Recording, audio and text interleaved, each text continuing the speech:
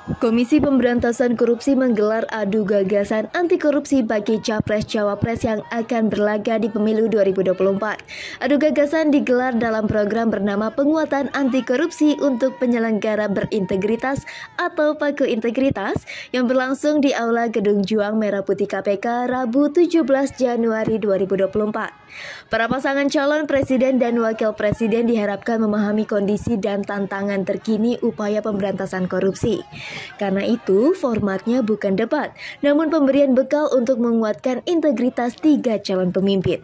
Selanjutnya, ketiga paslon diharapkan mampu menghasilkan gagasan terbaik tentang pemberantasan korupsi dan penguatan anti korupsi. Hal itu penting untuk memperkuat komitmen pemberantasan korupsi. Pada kesempatan itu, Capres nomor urut 1 Anies Baswedan menegaskan akan merevisi Undang-Undang KPK jika terpilih nanti. Hal itu diperlukan karena undang-undang yang ada saat ini berpotensi melemahkan KPK. Kita ingin mengembalikan agar KPK berwibawa lagi secara legal seperti dulu. Dan ini artinya merevisi Undang-Undang KPK. Kami ingin agar revisi ini akan bisa mengembalikan KPK kepada posisi yang kuat. Yang kedua, selain itu, Anies juga berjanji akan menetapkan standar etika yang tinggi di internal KPK. Standar etika diperlukan untuk menjaga marwah KPK sebagai lembaga yang independen. Yang kedua adalah standar etika yang tinggi di tubuh KPK. Kita ingat era di mana KPK datang di sebuah tempat, tidak mau ikut makan, tidak mau ikut kegiatan-kegiatan yang didanai di luar KPK.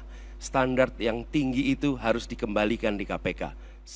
Sementara itu, calon presiden nomor urut 2 Prabowo Subianto mengungkapkan korupsi merupakan permasalahan yang merusak tatanan kehidupan bangsa dan negara.